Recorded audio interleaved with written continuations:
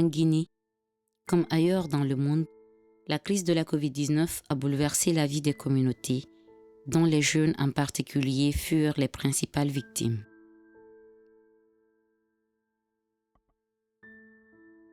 Voici Sira. À 16 ans, elle devrait plus s'inquiéter pour ses études et ses rêves. Mais aujourd'hui, ses préoccupations sont bien différentes.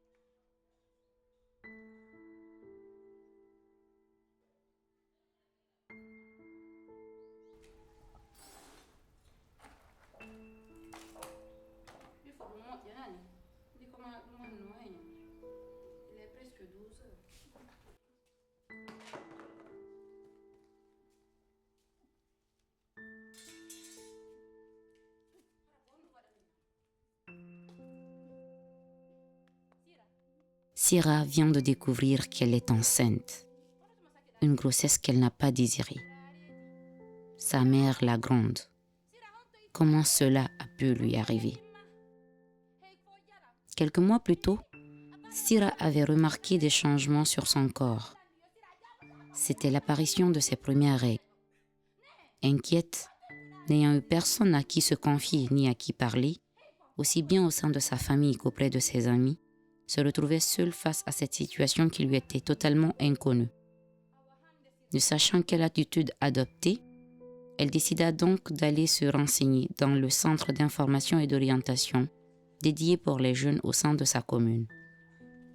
Malheureusement, à cause de la pandémie, l'espace ado jeunes était fermé. Sira ne pouvait donc pas avoir accès à un prestataire pour obtenir les informations précises liées à ses règles et rentrer chez elle. Une fois à la maison, elle a effectué des recherches pour savoir si un numéro d'urgence existait afin d'obtenir des informations à distance. Mais en vain. Sans réponse à ses préoccupations, Sira a dû être exposée plus tard à des comportements sexuels à risque. En effet, après être tombée amoureuse de Bouba et ignorant les conséquences, ils ont eu des rapports sexuels sans aucun moyen contraceptif.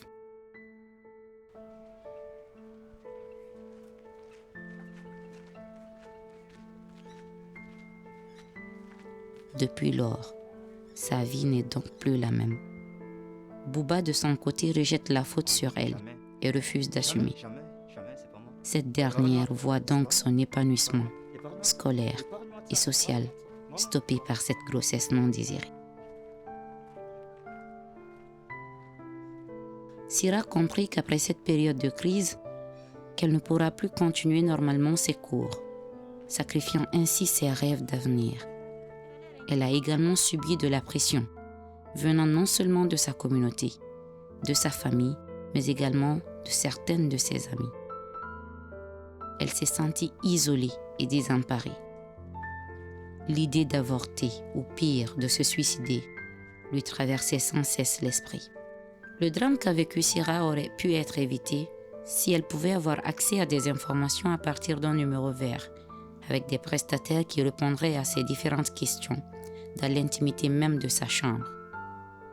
Malheureusement, cette histoire n'est qu'un exemple parmi tant d'autres en République de Guinée. Avec une population estimée à 14 millions d'habitants, dont 60% ont moins de 25 ans, force est de reconnaître que la majorité de cette couche juvénile est sexuellement active. En 2021, il y a eu 549 348 grossesses enregistrées, dont 119 812 étaient non planifiées, soit environ 21%. Parmi ces grossesses non désirées, 46% se sont terminées par des avortements volontaires, conduisant à des décès.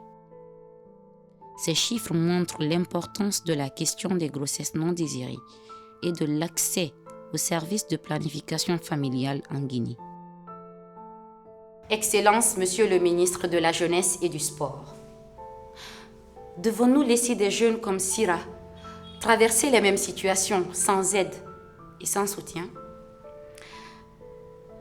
Comment devons-nous assurer que chaque jeune ait accès aux informations nécessaires, liées à sa santé sexuelle et reproductive afin de faire des choix éclairés.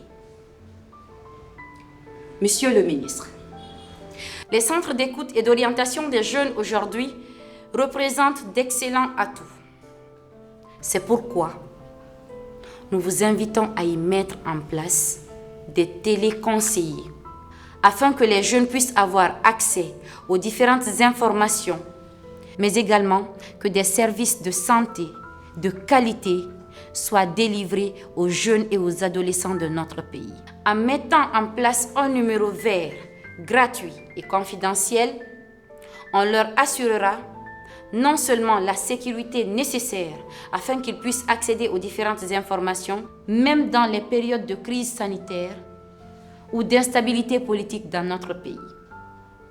Vous réglerez définitivement les craintes liées à la stigmatisation et aux stéréotypes dont ils font face quand ils se rendent dans les centres de santé. Monsieur le ministre de la Jeunesse, nous plaidons afin que vous agissiez pour le bien des jeunes filles